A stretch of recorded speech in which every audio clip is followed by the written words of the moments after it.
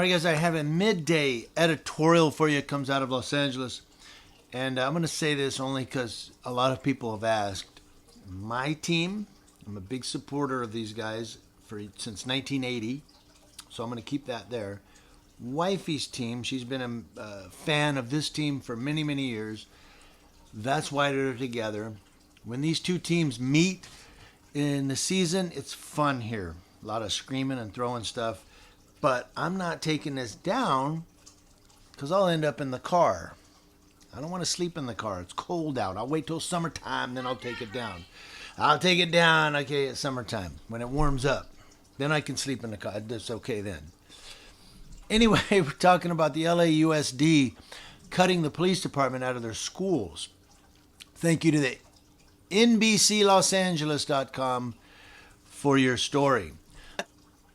The Los Angeles School Board voted unanimously Tuesday to replace school police officers on campuses with staff trained in de-escalation strategies and conflict resolution and approve a $36.5 million Black Student Achievement Plan. Now, the board voted to cut 133 school police positions, which were 70 sworn employees, 62 non-sworn employees, and 1 support staff member. The staff reductions will reduce the school police department's annual budget from $77.5 million to $52.5 million. Instead of officers, school climate coaches will be stationed at all secondary schools. Officers will remain on call to respond to emergencies and incidents on campuses with a goal of 3 to 5 minute response time. The school climate coach role will be to assist administrators and staff to support a safe and positive school culture and climate for all students and staff. They will be trained to implement positive school culture and climate, use social emotional learning strategies to strengthen student engagement, use de-escalation strategies and support conflict resolution, build positive relationship and elevate student voices, eliminate racial disproportionately in school discipline practices, and understand and address implicit bias. So what they're going to do basically is they're getting these support staff people to act in the same capacity as law enforcement officers that were school police.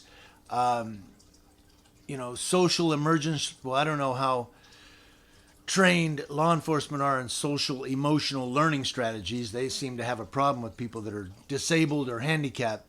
But de-escalation training, school discipline practices, understand bias. They're trying to get people that are not trained in something to act in a capacity of that particular area. So basically, if I have no de-escalation training, well, we're going to give you some de-escalation training and then you're going to work at the school. I don't know. I don't know if this is going to work or not. Sounds kind of iffy to me. But what they're trying to do is pull out, and this is a very, very lengthy story. CBS also did one. If you want to go to CBS Local, you can also read the story there. It's a little bit different than this one. The reason I'm not using that one is it keeps jumping because of some video they got in there. And I couldn't read it. I kept having to scroll up and down on the page. But they're saying that a lot of the black students feel uneasy and unsafe with police officers on campus, that the school police are not making them feel safe, and therefore they wanted to pull out these school police, and they're putting in these climate coaches to make people feel a little more safer and a little bit better about coming to school. I don't know if that's going to work or not.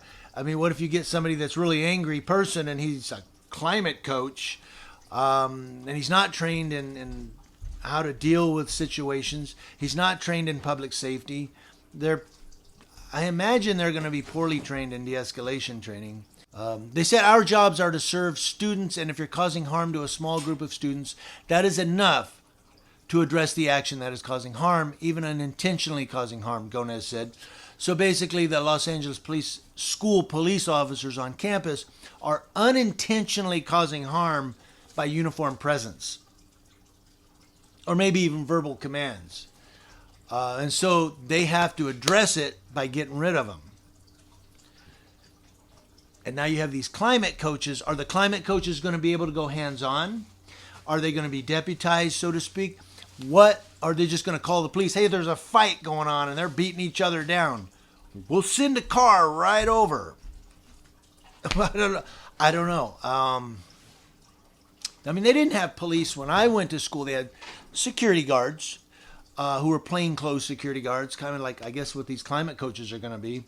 We still had fights, though. We had one time we had 20 or 30 people get in a fight. It was just a huge, they broke everybody up. But if you read the story, I'll put a link to it in the description box below. It also talks about the funding. It breaks down. I'll go through it as fast as I can, but you want to go back and read it slowly for yourself. You can, but the $36.5 million Black Student Achievement Plan will allocate $4.4 million for curriculum and instruction, $2.4 million for teacher professional development, $2 million for school curriculum grants for schools to supplement their curriculum to make it more inclusive to Black students, $2 million for community partnership to work with organizations that have demonstrated success with Black students, $30.1 million for school climate and wellness to reduce over-identification of Black students in suspension, discipline, and other measures